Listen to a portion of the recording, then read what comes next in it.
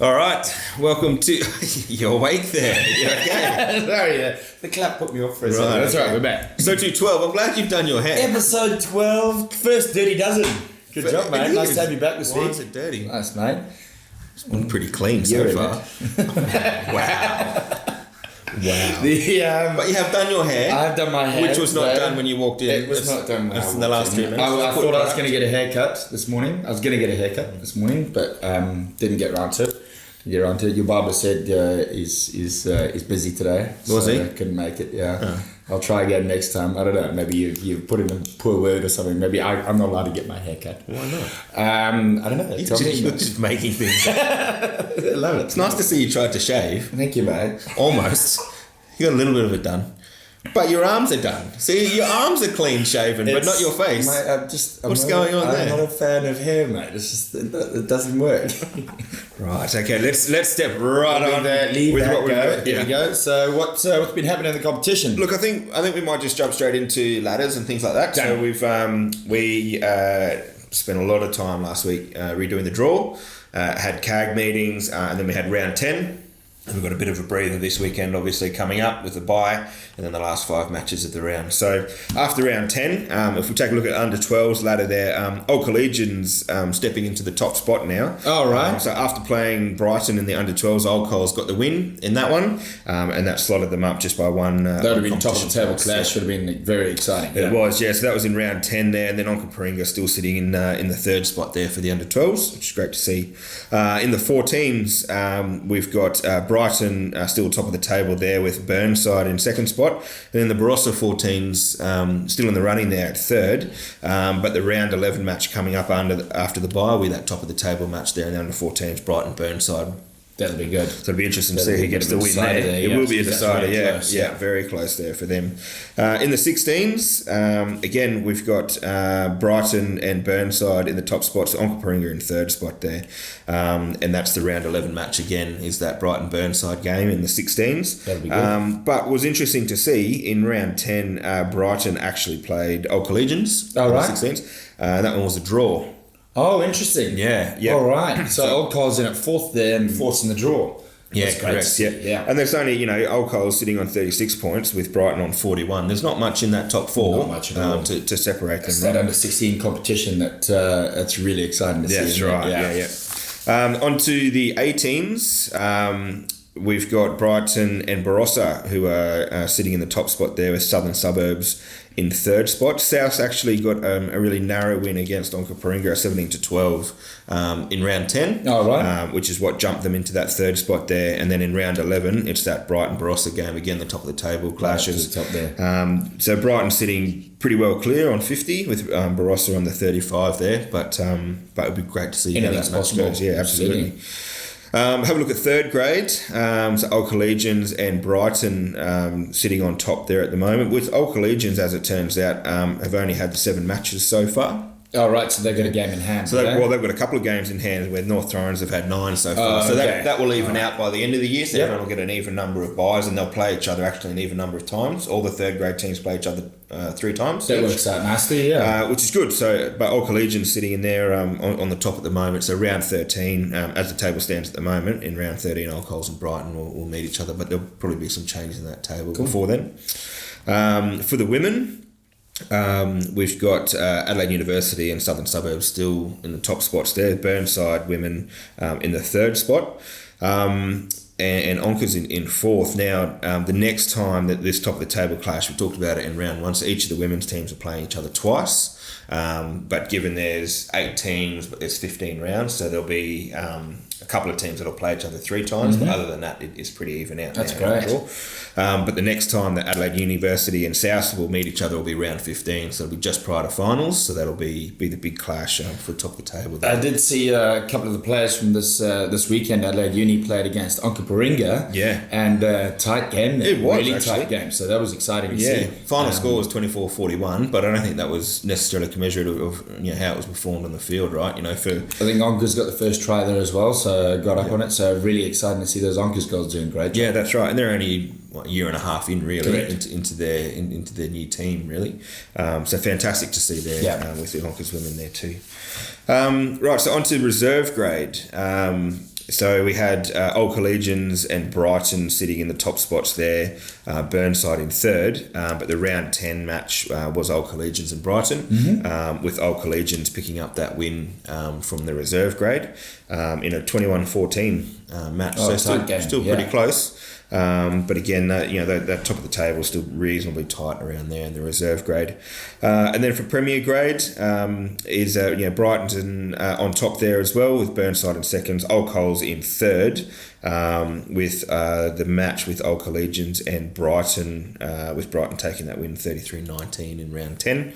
Round 11 will be the Brighton-Burnside match there, which I think will be exciting to see. And the other close one, which I think is interesting to mention, will be the Woodville-Adelaide University game. That was 36-24 to Woodville. Oh, right. Yeah, getting up on Uni there, which was a pretty tight little game there. And I think actually there's a Rooster community shout out. Is that right there, fellas?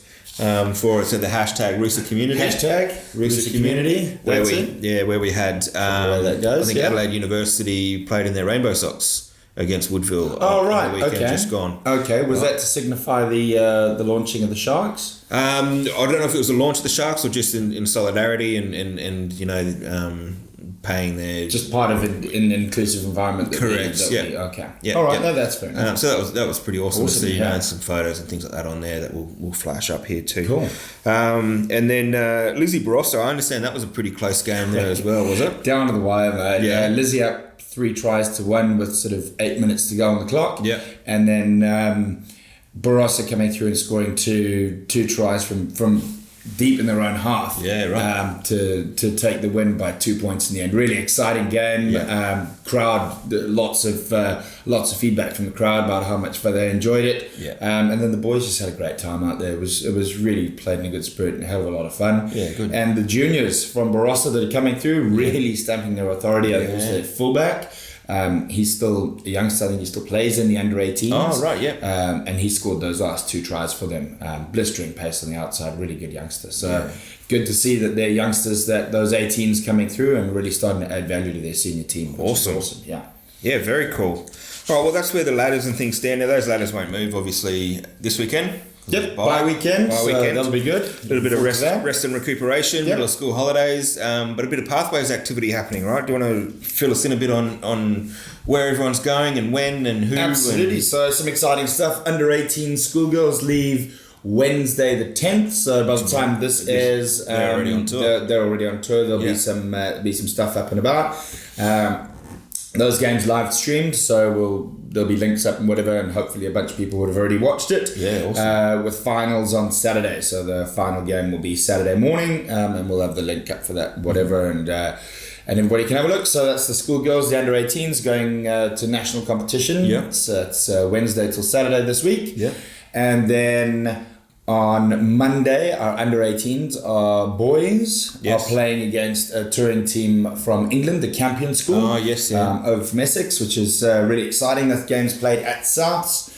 We've got a B team playing against their B team at 6 o'clock, and then our state side playing against their A team at 7:15. So that's Monday at Souths. Come down, canteen will be open. Come and have a hot chocolate or a coffee. It'll probably be a bit chilly. A little bit of international rugby there, though. Yeah, exciting. That's really cool. So that'll be really, really good. Come down and support the guys before they leave. They leave then the following morning. The 14s, 16s, and 18s all over to Canberra. Yep.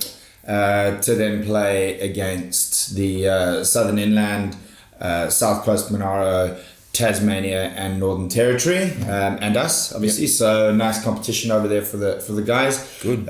Which should be really exciting. So some good opportunities there for our talented athletes to show what they have. Yep. And really looking positive. We got some really good youngsters coming through, and really feeling confident about our chances in all of those competitions. Particularly the boys next week. I think that's a real opportunity for them to put their hand up and come away with some really big wins and send a bit of a message to some of the other states about what's happening here and the players that we've got here. Yeah, fantastic. No, great. All right, and then when are they all back? So they'll get back on Friday 19th. So they'll be ready to play again for the for Saturday the 20th. Wow. Yeah. So it's a big week. Well, They'll be playing the 18s particularly playing on Monday, and then they play Wednesday, Thursday. Yeah. They'll have Friday off for travel and home to play again for Saturday. So right. big week for them. Yeah. That's good. I mean, what are they? 15 to 18 years old. They're like made of rubber, man. They'll be fine. They'll be good. They'll be good to go. Nothing wrong.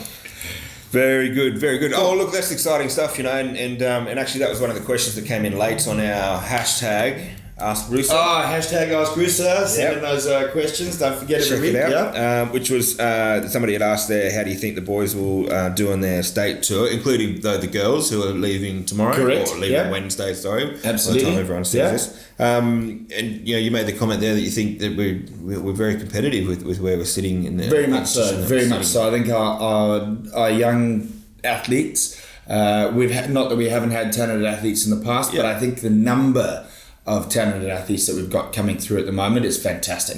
In those junior age groups, there's some really, really, really good talent, and there's a fair number of them too. So it's really starting to fill out those junior teams, and we can be really competitive and really positive at these championships. And how's this is sort of, I guess, question without notice, how's the representation of across clubs? Is it just kind of 2 or 3 clubs, or is there's a talent across all of our junior clubs in where they're coming from? And obviously it's different with the different age groups. With the 18s, not everybody's got 18s and whatever have you, but my understanding is that every club in the state is represented. In our 14, 16s and 18s, there's someone from every club in those teams, which is, I mean, that's fantastic. That is good to see. It's not a case of say, there's 3 clubs that have each got 10 in each age group and that kind of stuff. It's really good to see that we've got a good spread, and then we've got talent across all of our clubs who are developing really well. So a shout out to our clubs for managing that talent, and the coaches for developing their players in specific ways. So wonderful, fantastic, great, really, really good. Good. All right. Well, we'll jump onto the hashtag Ask Bruce. Hashtag Ask Bruce. Hashtag, here it is. Send it in. Ask us whatever you want. Doesn't matter. Here we go. What do we got? First one we had was Caleb Witten 7. Yep. To Pete, so I'll ask it, mate. So sure. To you. Yes. How were the sweet potato chips on Saturday, mate?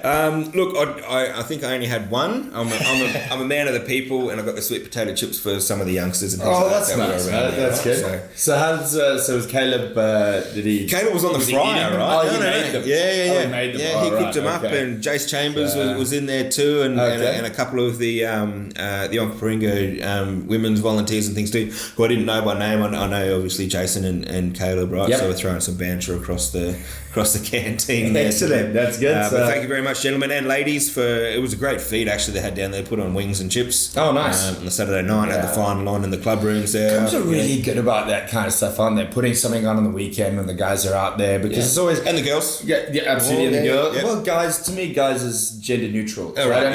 Not boys and girls, but just guys. The guys, you know? So... I love that.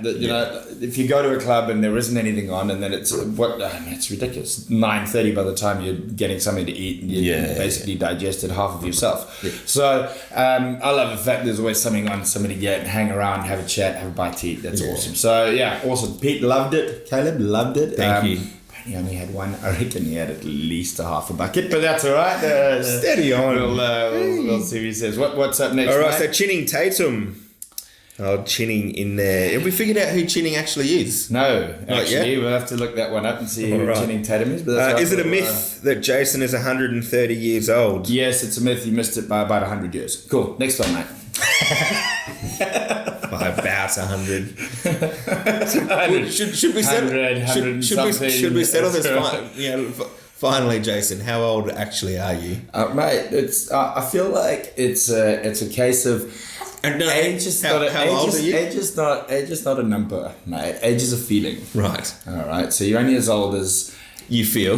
I can't say what I normally do on a podcast. So you're only as old as you feel, and I think that's great. So on a given day, your age can vary. What year were you born?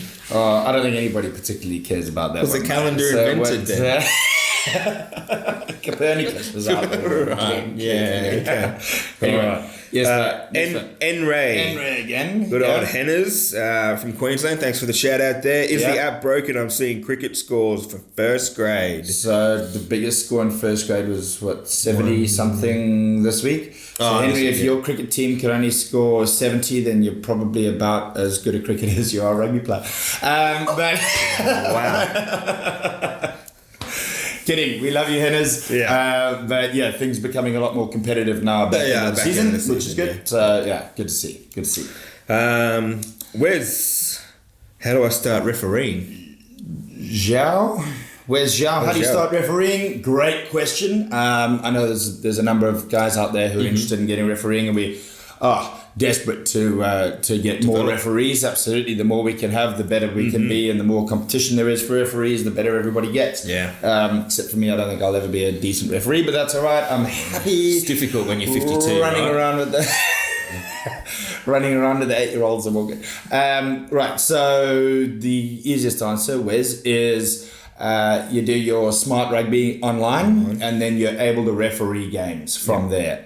If you're wanting to ref at a higher level, so anything from under 12s up, you register with the Referees Society, and then they will assign you to games and have coaches come out, watch you referee, and help you in your development, in your referee development. So referee coaches out there every weekend doing a good job. And then from a pre-learning thing as well, there's the foundation course, is that right? Correct. And then there's a referees, and there's an AR, I think, course online. Correct. Which you can complete online. So that's in the learning centre. Yes. And that might be even a pathway as well, rather than grabbing a whistle and stepping foot out in the middle first up, is to do the AR course And start on the sideline. And learn a bit from there. Yeah, absolutely. Yeah, and if any further questions, anybody out there who's interested in refereeing and wants the links or just wants to have a chat, feel free to call in the office or email me, jason.hyam@sarugby.com.au, and happy to sort that out and run you through some education stuff and whatever. We'd love to have you involved, Wes. Very much so. Very much so. Dazagram. Will we see any upsets in the second half of the season? Any upsets, Well, there'll probably be some upset parents, given on the sideline. We play for sheep stations often, right? That's in what we're all about. Yeah, nah.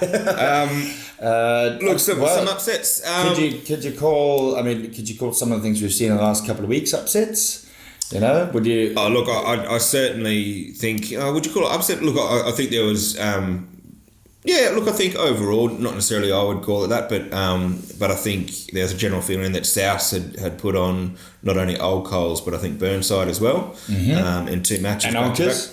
Oh, and maybe it was Onkers. It was Onkers and Burnside back to back. Absolutely. Got the wins there, which great turnout. Interestingly, so South got Burnside back to back, so off round 9, and then they were back at them in round 10, as the way the draw fell. Yep. And that was at Burnside that match, and flip score there. So Burnside took the win out. Had a strong win there. Yeah.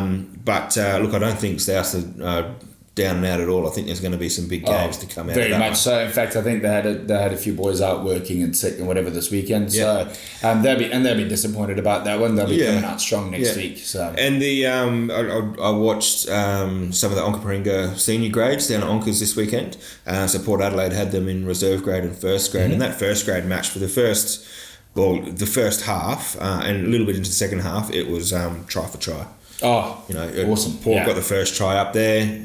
Was responded by Onkers. They might have had 2 back, and then Port got some back, and was really close going into half time. And then I think a bit of legs in most of the Port boys. I think it was reported they had somewhere between 12 and 15 players unavailable through illness and injury and all those sorts of things. Yeah, absolutely. Always tough when the players aren't available.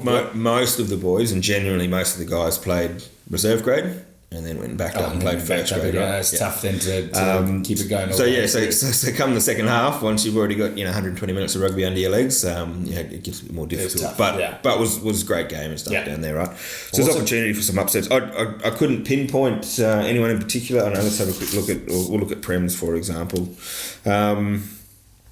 No other pinpoint ones I think that would necessarily be upsets.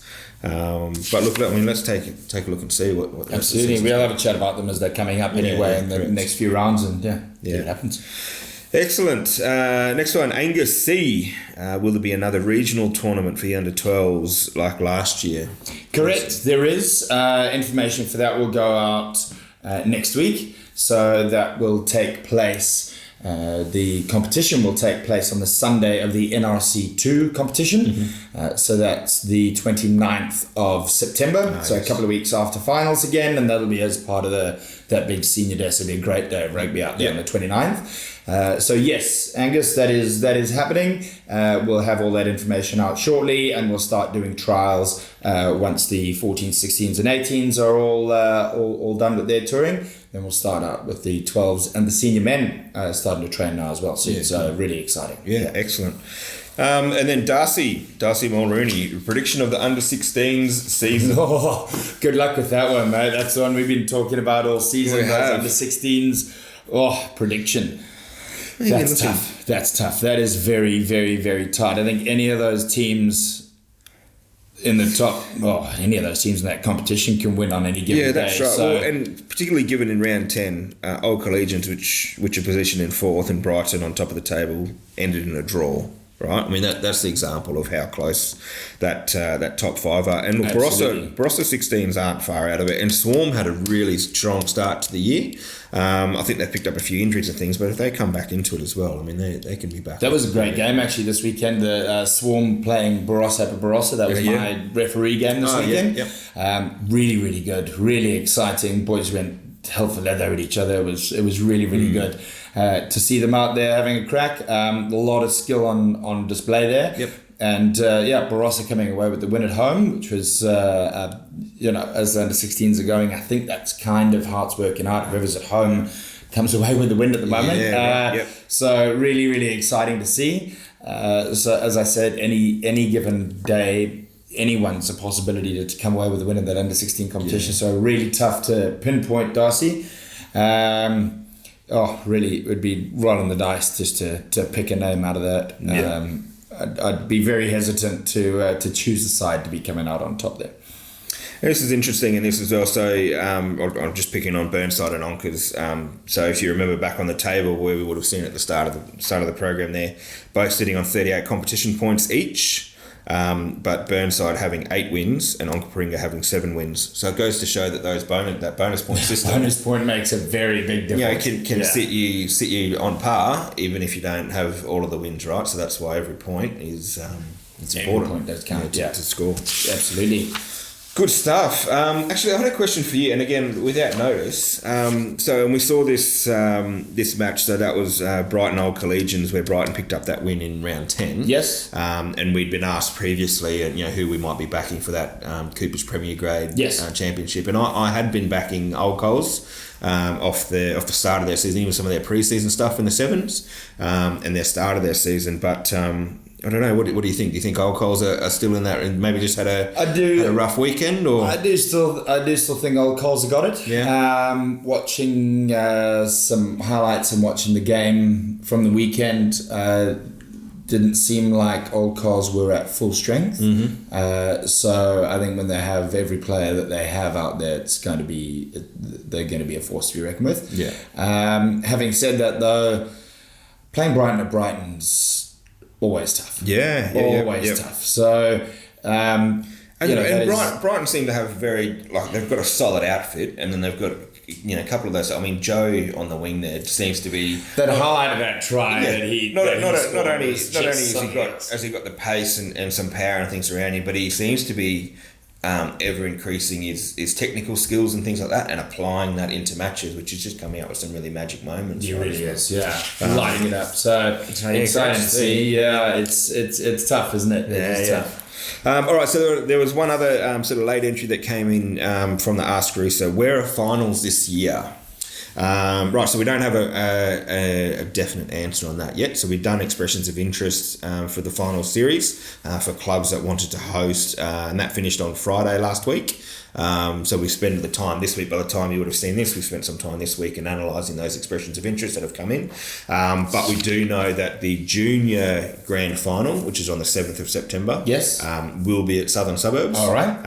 That's for the NRC game as well. NRC, yeah. So we plan to on that Saturday, on Saturday the 7th, that on pitch 2 at Southern Suburbs we'll play like a JPP gala day, so the 7s, 8s and 10s, doing some round robin stuff and having a bit of a gala day like we try to do each year. Fantastic, yeah. And then on pitch 1, play, hopefully, if we can get the timings worked out right, play 12s, 14s, 16s. Then the NRC game kick off at 1 o'clock, so that's Melbourne Rising and New South Wales Country. Yes. And then following that will be the under-18s grand final. That'd be great. As we know in those cracker of a day for junior rugby with the professionals out there as well. Right, yeah. And we know with the NRC, there's up and coming players that are in those NRC spots, but there's also Wallabies and ex-Wallabies and Super Rugby players that fill in that mix as well, right? So it's going to be some exciting rugby down there on the 7th of September. Really good. Really good. And then more than likely we'll hold grand final at Southern Suburbs as well, given that we'll already have some infrastructure. It's a major infrastructure set up and things there,